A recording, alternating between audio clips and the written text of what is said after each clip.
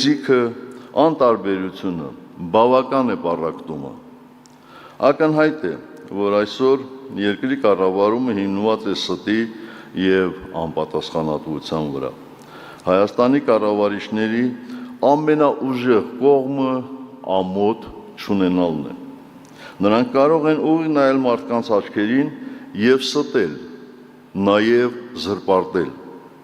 Հենց այդպես 44-օրյա պատերազմում հաղթելու ենք ասելով տարանպարտությամբ, Արցախը Հայաստան է և վերջ ասելով հանձնեցին Արցախը։ Արցախը հանձնեցինք, որ պաշտպանենք Հայաստանն ասելով, անպաշտպան թողեցին Հայաստանի սահմանները և թույլ տվեցին, որ թշնամին անարգել թափանցի այդ սահմաններից ներս օկուպացնի տարածքներ։ Ժողովրդավարության բաստիոն ենք տարածաշրջանում ասելով երկրում հաստատեցին բռնապետություն։ Բանակցություններում կարմիր գծեր ունենք հայտարարելով չունեցան ոչ մի այդպիսի գիծ։ Բանակը բարեփոխում ենք ասելով թուլացրին և քանդեցին բանակը։ Ժողովրդի ծառան ենք ասելով, ժողովրդի հաշվին շռայլորեն ապրելով և զվարճանքի տեսարաններով ծաղրեցին և մինչև հիմա ծաղրում են նույն այդ ժողովրդին։ Արցախի անվտանգության երաշխավորն ենք ասելով, ի վերջո միայնակ թողեցին հերոսաբար մինչև վերջին վայրկյանը պայքարող Արցախին, իսկ հետո լկտիաբար հայտարարեցին, թե արցախցիները փախչել են իրենց երկրից, իրենց բնօրանից։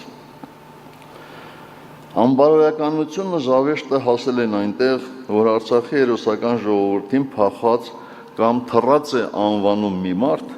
ում ամբողջ կյանքն ու քաղաքական կենսագրությունը հիմնված է փախուստի և թռչելու վրա։ 44-օրյա պատերազմի ժամանակ փախչել է իր վարած պատերազմում պարտության պատասխանատվությունից, իսկ պատերազմից հետո սեփական ժողովրդից փախչել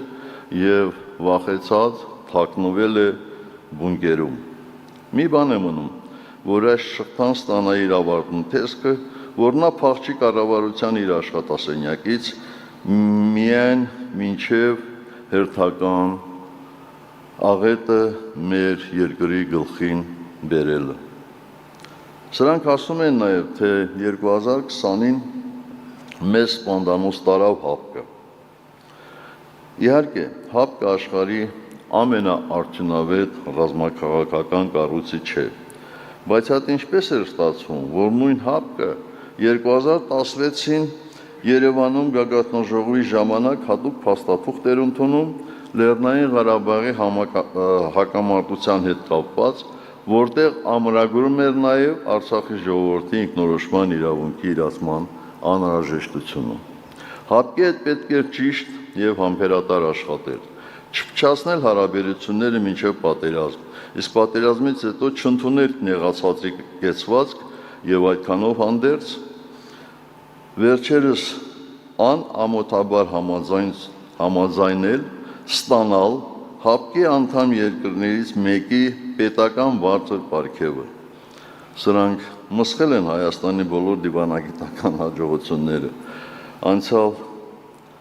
տարեվերջին անգամ ընտրողաբար հրապարակված արցախյան բանակցությունների փաստաթղթերի փաթեթը վկա։ Այս ամբիոնից ուզում եմ վերստին ընդգծել. մենք մշտապես բանակցել ենք Արցախի ժողովրդի ինքնորոշման իրավունքի իրացումը միջազգայինորեն երաշխավորելու համար։ Մենք մշտապես բանակցել ենք Արցախի ինքնիշխան պետականության ամրապնդման համար։ Երբեք չենք վարանել աշխարհի հզորներին դիվանագիտորեն, բայց հստակ բանաձևել մեր ակնկալիքները և բանակցել դրանք կյանքի կոչելու համար։ Հրապարակված փաթեթը վկա։